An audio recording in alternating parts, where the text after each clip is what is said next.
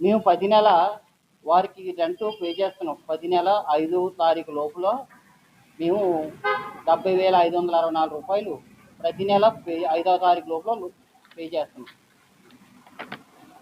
వారు కోరే విధంగా అన్నీ మేము చేస్తున్నాం.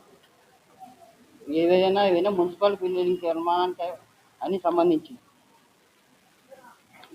ఏ రాజకీయవేత్తలు మమ్మల్ని కలవలేదు. దయించి మీరు ఫస్ట్ అడిగింది ఎమ్మెల్యే గారు అని అడిగారు నన్ను. ఎమ్మెల్యే గారు ఎప్పుడు నేను ఎమ్మెల్యే గౌరవనీయులైన మన ఎమ్మెల్యే గారిని ఎప్పుడు మేము కలవలేదు. వారు కూడా మాకు ఎప్పుడు కౌరు పంపించలేదు. ఎమ్మెల్యే గారు అడిగారు, మీరు దానికి ఫుల్ స్టాపే చెప్పేశాం.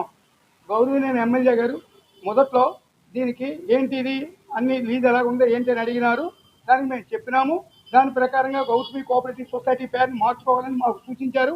దాని ప్రకారంగా మేము గౌరవనీయులైన ఎమ్మెల్యే గారు చెప్పిన దాని ప్రకారంగా గౌతమి కోఆపరేటివ్ సొసైటీకి మార్చాము అంతే తప్ప ఎమ్మెల్యే గారు ఎప్పుడు కూడా మమ్మల్ని సింగిల్ రూపాయి అడగలేదు, మాకు కౌరు పంపలేదు. ఇవన్నీ అవాస్తవాలు. సెకండ్, ఎంపీ గారు గౌరవనీయులైన భరత్ రామ్జీ ఎప్పుడు కూడా మమ్మల్ని కౌరు పంపుతుంది కానీ ఇది కానీ మాకు నిజానికి ఇది 2024లోనే వచ్చింది, కాంగ్రెస్ గవర్నమెంట్లోనే వచ్చింది. వచ్చినప్పటికీ కూడా మేము ఎప్పుడు కూడా మమ్మల్ని ఎంపీ గారు ఎప్పుడు కౌరు పంపుతుంది కానీ కలవటం కానీ చేయటం కానీ అసలు జరగలేదు.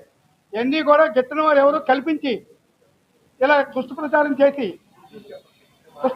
చేసి మాలో మాకు కలతలు తెప్పించారే తప్ప గౌరవనీయులైన ఎంపీ గారు ఎప్పుడు కూడా మమ్మల్ని ఏం ఆశించలేదు. అది యథార్థం, దయసాక్షిగా చెప్తున్నాం. అలాగే ఎమ్మెల్యే గారు కూడా ఎప్పుడు ఏం ఆశించలేదు. వాళ్ళ కార్పొరేషన్ సంబంధించి ఉంది కాబట్టి అడిగారు ఆయన అంతే. ఎమ్మెల్యే గారు కూడా ఎప్పుడు మమ్మల్ని ఏమీ అనలేదు. వాళ్ళ రూల్స్ ప్రకారంగా వాళ్ళ యొక్క సంస్థకి ఆయన ఎమ్మెల్యే గారు దానికి హెడ్గా ఉంటారు కాబట్టి ఆయన గారు ఏంటంటే మా నామ్స్ ప్రకారంగా కట్టండి సూచించారు.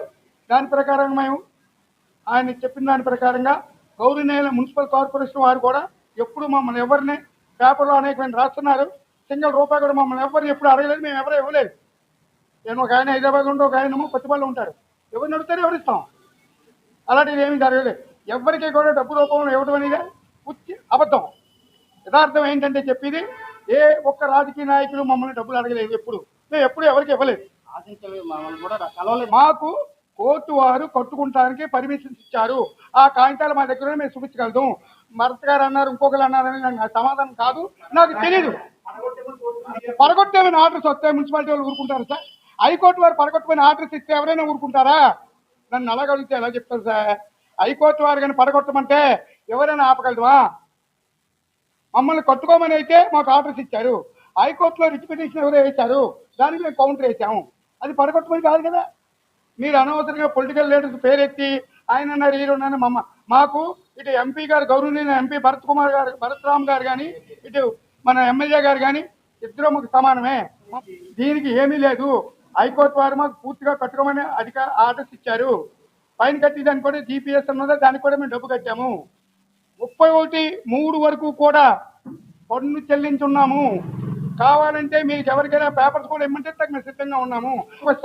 కార్పొరేషన్ నిబంధనల వరకే జరిగింది. మొన్న విజిట్ చేసి ఇక్కడ గోడ ఉంది, అది చూడండి, సిమెంట్ ఇంకా గోడ కొట్టేమన్నా కొట్టేసాం. రోడ్డు మీద చిన్న షాపులు ఉండేవి, ఆ షాపులు కూడా తీసేసాం. మీరు ఇంత గుర్తు అడుగుతారు. ఇంకో మాట చెప్తాను తప్ప ఏనండి సార్, 5 షాపులు ఉన్నాయి సార్, 1,40,000 వస్తుంది సార్. దీంట్లో రాసుకోండి. ఏమండి, 70,500 రూపాయలు మేము గౌతమి కోఆపరేటివ్ కడుతున్నాం సార్.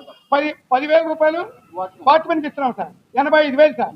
కరెంటు బిల్లు కింద వాడుకునేదని 10,000 కడుతున్నాం సార్. 95,000 సార్. మాకు మిగిలింది నెలకు 13,000 సార్. రాయండి విక్కచ్చారు.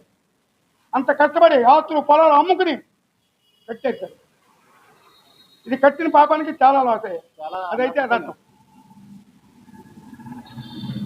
ఇలాంటివి దయించి కాంట్రవర్సీ కాకుండా గౌరవనీయులైన ఎంపీ గారు కానీ గౌరవనీయులైన ఎమ్మెల్యే గారు కానీ మా యొక్క బాధను తెలుసుకుని మాకు ఏ రకంగా ఇబ్బందులు కలిగించకుండా ఉండాలనే ఉద్దేశంతోనే మీరు ఏర్పాటు చేశారే తప్ప వేరే ఉద్దేశం మాకేమీ లేదండి. మాకు వారు మేము వెళ్ళి వారిని అడిగితే మాకు అన్యాయం అయితే చేయరు. గౌరవనీయుల ఎంపీ గారు ఎప్పుడు కనీసం కలవలేదండి. మాజీ ఎంపీ గారు భరతరామ్జీని నేను ఎప్పుడు చూడలేదు, కలలేదు. మీరు చూసారండి? ఎప్పుడు చూడలేదండి మేము. ఆశ్చర్యం అది. అలాగే ఎమ్మెల్యే గారు కూడా పాప మమ్మల్ని ఎప్పుడు ఏమనలేదు. పాప మా తాడకూడదు ఆయన మీద. ఎమ్మెల్యే గారు కూడా ఎప్పుడు మాకు ఏమీ అనలేదు. అంటే ఏమండి, ఏ బిల్డింగ్ కట్టినా కార్పొరేషన్ అధికారులు వాళ్ళ నామ్స్ ప్రకారం నోటీస్ ఇస్తే ఆ నామ్స్ ప్రకారంగా తీసేస్తే ఫోటో దిగించా తీసేసాం. మేము మున్సిపల్ అధికారులు ఏం చెప్తే అదే చేస్తామండి. వాళ్ళ మాట మేము ఎప్పుడు కాదను. వాళ్ళ నామ్స్ ప్రకారం ఏం చేయమంటే అదే చేస్తాం. మేము అంగీకారంగా ఉన్నాం. మాకు మున్సిపల్ అప్రూవల్ పరిమితులు ఉన్న పరిధిలోనే మేము కట్టాము.